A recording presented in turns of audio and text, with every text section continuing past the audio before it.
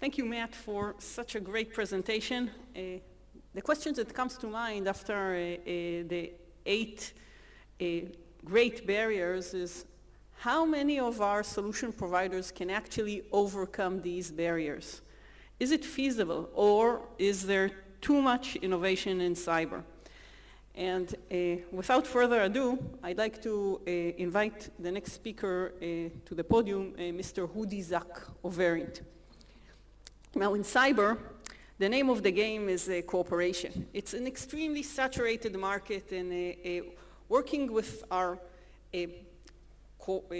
competitors or potential competitors is something that provides an added value, especially to the Israeli industry. We are competing with giants around the world, and the ability to close ranks and work with additional Israeli companies is a multiplier, is a strength multiplier. And I've had the pleasure of working with Hudi and his team on various projects in the past few months. So Hudi is Senior Vice President and Head of the Cyber Business Unit in Verint. He's leading the company's cybersecurity business. Before coming to Verint, he was the founder and CEO of CoreSite, and software as a service provider in the financial arena. Prior to founding CoreSite, Hudi served as a division president of Amdocs, leading the billing product unit and managing the P&L in the hundreds of millions of dollars. Hudi is a graduate of the Talpiot program, a very lucrative program in the IDF and the Israeli Army. So without further ado, Mr. Hudi Zack.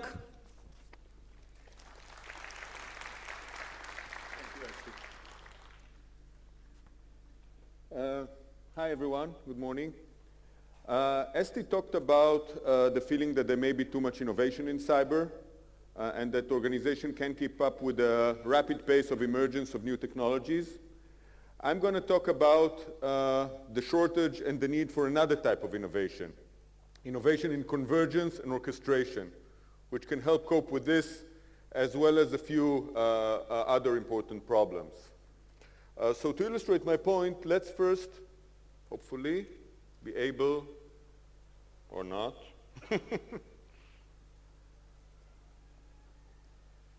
doesn't really work.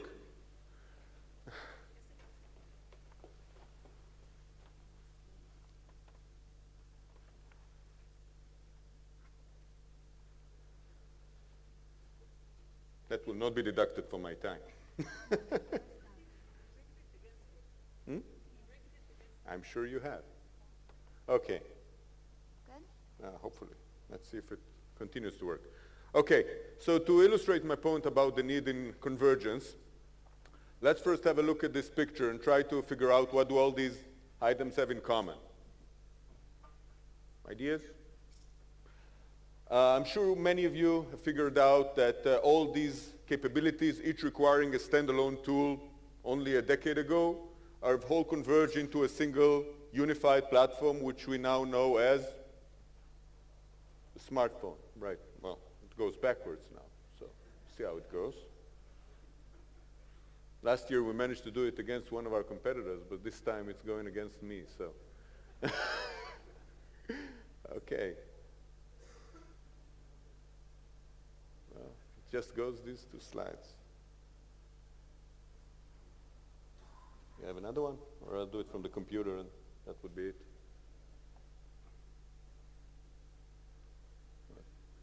Okay. Take it from the computer. Yeah, here it works.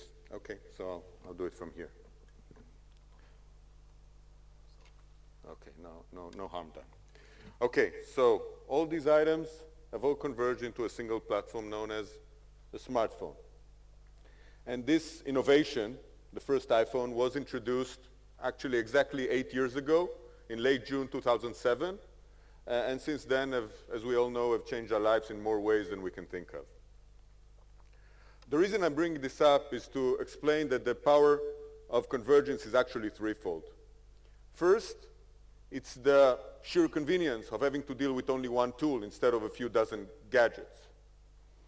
Second, some of the capabilities have become much more effective in the process. Think, for example, how much more useful is a smartphone camera as opposed to a standalone camera, which is never there when we need it.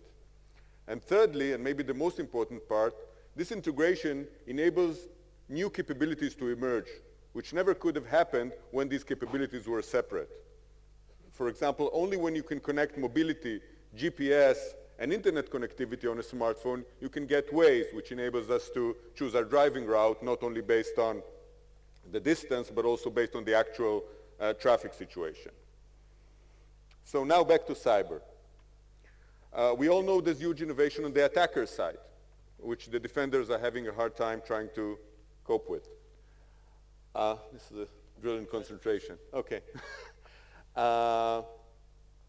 These attacks are planned and executed like military operations. They are focused on key strategic targets. They are persistent and using multiple tools over a long period of time. In essence, these are multi-phase, multi-technologies processes which require a lot of manpower and funds to execute. And despite huge investment in cybersecurity, these high-profile attacks continue and even accelerate. We've been talking to many customers over the last couple of years. All of them were high-end enterprises who invested a lot in cybersecurity products, recruited security teams, built security operations centers, and we're hearing the same thing from almost all of them. Basically, they are lost. They have too many tools which they can't align into a coherent defense strategy, and the advanced malware manages to get through the gaps between these different tools. Their systems create too many alerts, and they can investigate only a small portion of these alerts, but have no clue which one they should focus on, which make them miss a lot of the high-risk attack, as was the case in the famous attack on Target, where an alert was given but was ignored. And even if they do manage to identify an attack and initiate an investigation, they lack the ability to understand the full scope and consequences of this attack in a timely manner. It takes them weeks and months to investigate, to complete an investigation, and start corrective action. For example, in the JP Morgan Chase breach, the malware was active within the bank's network for 2 months, out of which more than 2 weeks after it was discovered until it was totally cleaned. So it is clear that a new paradigm is needed. And we believe this paradigm needs to involve a platform that will enable integration and visibility across 3 dimensions: functionality, coverage, and time. Today, each of these 3 dimensions is served by a disjoint set of point tools. In contrast, this platform needs to combine capabilities and unify workflows within and across these 3 dimensions. I will talk about each of them now. First one is functionality. This type of platform has 4 basic functionality aspects. 1, detection, the ability to create alerts. 2nd, prioritization, the ability to decide which alerts you want to focus on. 3rd, investigation of the high priority alerts, and then protection against the attacks you've identified. And as said today, these are served by 4 different tool sets, which create a lot of incoherency and inefficiency. We believe there's a need to integrate these 4 functions in order to streamline and expedite the entire incident handling process.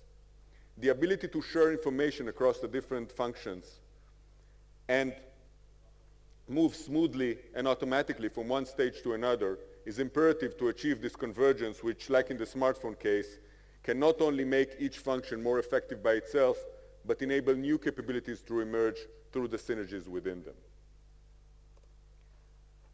Second component is coverage. Today's systems are fragmented and siloed. Each tool is looking at a certain area in the organizational asset. One is looking at the endpoint, another one looking at the network, etc. And this was okay with the old, simple, one-dimensional attacks, which usually addressed a certain asset in the organization. So if you had an attack on the endpoint, you investigate it with an endpoint-oriented tool. That was fine. But today's attacks are multi-dimensional, multi-technology, and evidence related to a specific attack can be found in different places in the organization. So a more holistic approach is actually needed. You need to have an integrated set of detection and analytics engines that will speak to each other and will cover all of the potential attack vectors the attacker may try to infiltrate through network, endpoint, payloads, or files, and through that create a comprehensive view of the attack to the analyst across the organization. Third aspect is time. Today, there's a clear dichotomy between real-time detection and post-breach investigation. And again, this was okay with the old, short, monolithic attacks, where you either caught the malware trying to get in real time, or if you missed it, the damage is done, and you have time to investigate, repair, and prepare for the next attack whenever it comes. With the advanced attack, the situation is fundamentally different, because these attacks are long, multi-phase processes, and the malware can reside within the network of the victim for months. So the separation between real-time and post-breach is blurring. And you need to constantly maintain and enhance the intelligence picture related to an attack on an ongoing basis. You need to be able to move freely back and forth in time and reevaluate older information in light of newer findings, and even try to go to the future and wait for the attacker's next move. All of this to be able to bring to the analyst at any given time the more insightful picture about the attack so we can take action as soon as possible and minimize the damage. I talked until now about the integration within each of these three dimensions, but we believe there's a need to take it even further and connect its three dimensions. We believe there's a need for a sophisticated orchestration automation mechanism, which we call the brain of the system, which will connect capabilities across the different domains and will invoke the different engines to work in the right sequence and the right context related to the specific attack, so basically each incident will be handled differently and automatically. You may understand by now that the platform I'm talking about should be very highly integrated, but it also needs to be kept very open. First, in order to enable to integrate and leverage the existing assets the organization already has in place, like the perimeter tools or a SIEM. But more importantly, coming back to Esti's point, you need to have that in order to be able to easily add new capabilities and algorithms as the threats and the mitigating technologies continue to evolve. If designed properly, this can significantly ease the pain organizations are experiencing today trying to add new capabilities and keep all of the systems up to date on a daily basis. So, to summarize, the existing paradigm, the existing security paradigm involving dozens of loosely coupled point tools is failing against the new advanced attacks. We in Verint have worked to create the vision of this three-dimensional integrated platform and worked diligently over the last couple of years to bring it to the market, which on one hand is saturated with so many point tools, but on the other hand is starved with the need to get new ideas and new approaches. With our recently announced Threat Protection System, or TPS, which was built based on the concept highlighted in this presentation, we believe we are one of the pioneers who will pave the way that many others will follow. And what you saw here will become the prevailing approach organizations will use to protect against advanced attacks in the very near future. Thank you very much.